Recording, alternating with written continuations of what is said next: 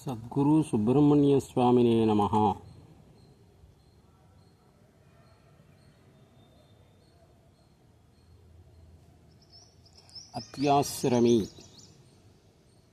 అత్యాశ్రమి అంటే పైకి మాన్లాగే కనిపిస్తూ లోపల దైవికమైనటువంటి శక్తులు కలిగినటువంటి వాళ్ళని అత్యాశ్రమి అని అంటాం. మనుషుల్లాగానే తిరుగుతూ ఉంటారు, కానీ మొత్తం కూడా దైవ స్వరూపంలాగానే చూస్తారు.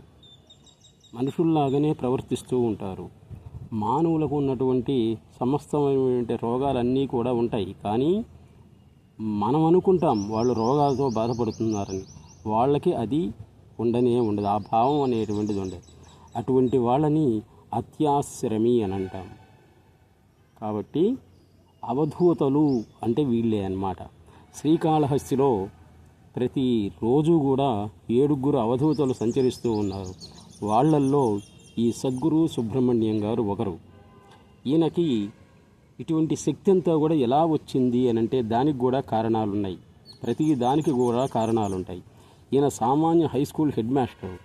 అటువంటి ఈయనకి వీరబ్రహ్మేంద్ర స్వామి యొక్క మనవరాలు తెలుసు కదా అందరికీ, ఈశ్వరమ్మ యొక్క శిష్యుడు వీరయ్య గారు. ఆ వీరయ్య గారు జీవ సమాధిని పొందాడు. ఆయన మరణావస్థను ముందే చెప్పాడు. అటువంటి వీరయ్య గారి యొక్క సాన్నిహిత్యం ఈయనకుంది. మనం ఎవరితో అయితే తిరుగుతామో, ఎవరితో అయితే ఎక్కువగా మాట్లాడుతుంటామో వాళ్ళ యొక్క లక్షణాలు తప్పనిసరిగా వస్తాయి. మంచి వాళ్ళతో తిరిగితే మంచి నడవడిక అనేది ఏర్పడుతుంది.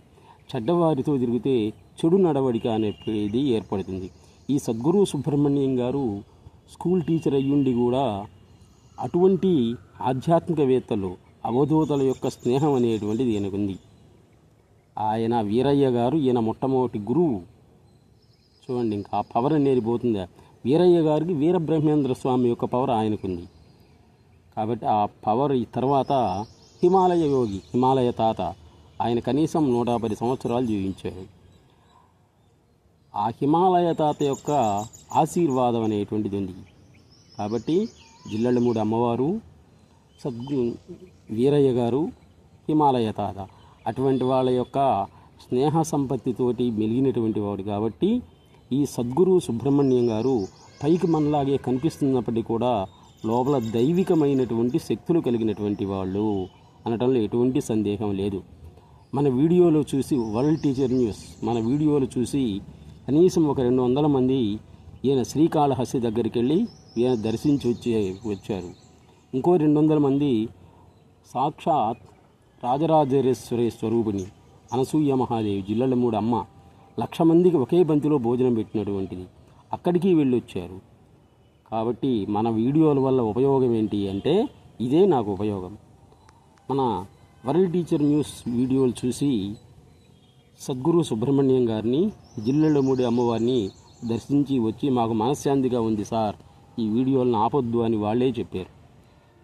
కాబట్టి ప్రతి ఒక్కరూ కూడా తప్పనిసరిగా ఈ సద్గురు సుబ్రహ్మణ్యం గారిని దర్శించండి. ప్రస్తుతం ఆయన అనారోగ్యంగా పాపం బాధపడుతూ ఉన్నారు.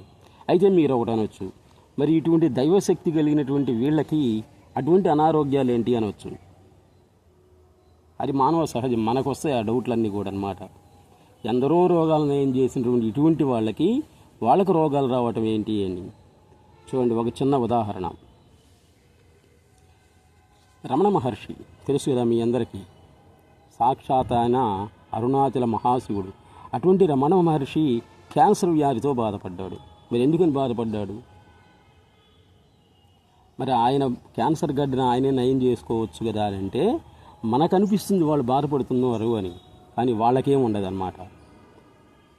అది అవధూత యొక్క లక్షణం. అదే పైకి సామాన్యుల్లాగా కనిపిస్తూ లోపల దైవికమైనటువంటి శక్తులు కలిగినటువంటి వాళ్ళు. కర్మానుభవం అని అంటాం, అది తప్పదు. మనిషిగా పుట్టిన తర్వాత లోపల ఉండేటువంటి శక్తులు వేరు, బయట కనిపించేటువంటి రోగాలు వేరు. ఈ రోగాలు మనం అనుకుంటాం కానీ వాళ్ళకి మాత్రం అనిపిస్తుంది అన్నమాట. వాళ్ళు ఎప్పుడూ నిత్య యవ్వనంగా ఉంటారు. అదే ఆయన రమణ మహర్షి అండి. ఈ గడ్డ ఎందుకు వచ్చిందో నాకే తెలియదు, పాపం దాన్ని ఎందుకు బాధ పెట్టడం అన్నాడు అన్నమాట ఆయన. కాబట్టి ఇటువంటి మహాత్ములు ఎంతోమంది మన హిందూ దేశంలో జన్మించి తరించారు. వాళ్ళు చెప్పినటువంటి వాక్యాలన్నీ వింటూ మనం మనశ్శాంతిని పొందడం తప్ప ఇది ఎందుకు అనడానికి అర్హత అనేది మనకు లేనే లేదన్నమాట. ఎందుకంటే గుడ్డి వాళ్ళని, కుంటి వాళ్ళని, మూగ వాళ్ళని, చెవిటి వాళ్ళని సృష్టించాడు భగవంతుడు. ఎందుకు అంటే ఆయన నా ఇష్టం అంటాడు అనమాట. నా ఇష్టం వచ్చింది సృష్టించాను. నీ తల్లి గర్భంలో ఉన్నప్పుడే తలరాత అనేది రాశాను, దాని ప్రకారం నువ్వు జీవించాల్సిందే అని అంటాడు. కాబట్టి అందరూ కూడా ఒకసారి ఈ సద్గురు సుబ్రహ్మణ్యం గారిని తప్పనిసరిగా దర్శించి తరించండి. ఇప్పుడు ఆయనతో మీరు మాట్లాడటానికి లేదు, వెళ్ళి ఆయన్ని చూసి రావటం అన్నమాట, పాదాలు నమస్కారం చేసి రావని. Please subscribe our channel world teacher news.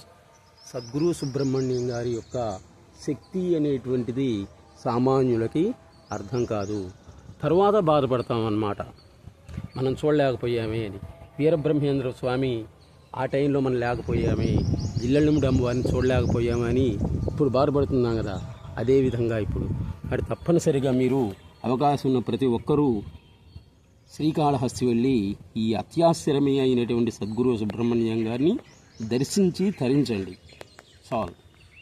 Please subscribe our channel world teacher news. నమస్తే.